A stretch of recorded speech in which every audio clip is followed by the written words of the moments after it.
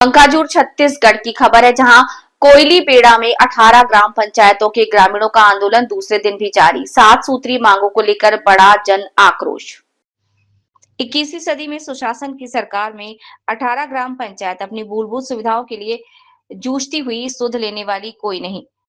कोयलीबेड़ा क्षेत्र की 18 ग्राम पंचायतों और 68 गांव के ग्रामीण अपनी 7 सूत्री मांगों को लेकर लगातार दूसरे दिन भी आंदोलन पर डटे हुए हैं। बड़ी संख्या में महिला, पुरुष और युवा आंदोलन स्थल पर पहुंचकर प्रशासन के खिलाफ जमकर नारेबाजी कर रहे हैं। ग्रामीणों का कहना है कि लंबे समय से उनकी मूलभूत समस्याओं की अनदेखी की जा रही है, जिस कारण अब उन्हें आंदोलन का रास्ता अपनाना पड़ रहा है। ग्रामीणों ने बताया कि क्षेत्र में सड़क, बिजली, पेयजल, स्वास्थ्य सुविधा, राशन व्यवस्था और शिक्षा जैसी बुनियादी समस्याएं वर्षों से जस की तस बनी हैं। कई बार प्रशासन को ज्ञापन सौंपने और मांग रखने के बावजूद अब तक कोई ठोस कार्यवाही नहीं हुई। इसी नाराजगी के चलते 18 ग्राम पंचायतों के 68 गांव के लोग एकजुट होकर आंदोलन कर रहे हैं। आंदोलनकारियों ने चेतावनी दी कि जब तक उनकी 7 सूत्रीय मांगों पर प्रशासन लिखित आश्वासन नहीं देता, तब तक आंदोलन जारी रहेगा। क्षेत्र की जर्जर स्कूलों का नवीन भवन और कॉलेज बने, नियमित बिजली आपूर्ति, पेयजल समस्या का स्थायी समाधान, स्वास्थ्य सुविधाओं में सुधार, राशन वितरण व्यवस्था में पारदर्शिता, स्थानीय युवाओं को रोजगार में प्राथमिकता। ग्रामीणों ने स्पष्ट कहा कि यदि उनकी मांगों पर जल्द निर्णय नहीं लिया तो हम कलेक्टर ऑफिस और विधानसभा का घेराव करेंगे। है अब तक प्रशासन की ओर से क्या पहल किया गया है?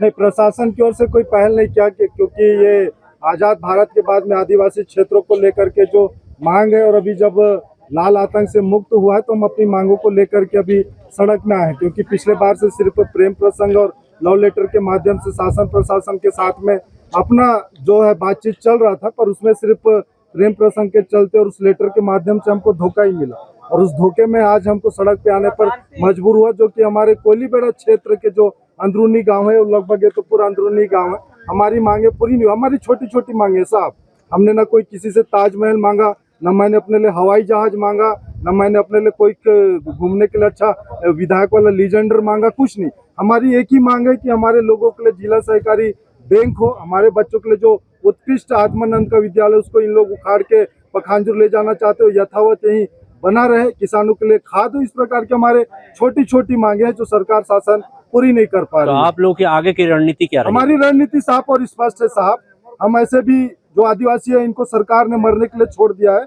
यदि हम घर में मरने से बेहतर अच्छा है कि हम अपने मांगों को लेकर के यहाँ पे सड़क में ही बने रहें। आगे की रणनीति है, यदि हमारे मांगे नहीं मानी जाती है तो आगे ब्लॉक मुख्यालय भी घेरा जाएगा, और आगे जो भी हमसे हो पड़ेगा हमारे कोयलीबेड़ा कोयलीबेड़ा क्षेत्र के हित के लिए हम उस अंतिम हद तक आंदोलन कितने दिन हो गए और आप लोग कितने मांगे? ये आंदोलन तो आजाद भारत के बाद से चलते आ रहा है, लेकिन वर्तमान में आपको मैं बता दूं ये दूसरा दिन है, लेकिन शासन की तरफ से ठगने के लिए 2 बाबुओं को यहाँ भेजा जा रहा है, जिसे काफी नहीं। विगत कुछ दिनों से आप लोगों के द्वारा हड़ताल किया जा रहा है। ये हमारी 18 पंचायत 68 गांव की 7 सूत्री मांग है। मुख्य तौर पे मैं बता देना चाहूँगा, पहला मांग तो अपना है जिला सहकारी बैंक। ये विगत 15-20 सालों से ये मांग चलती आ रही है।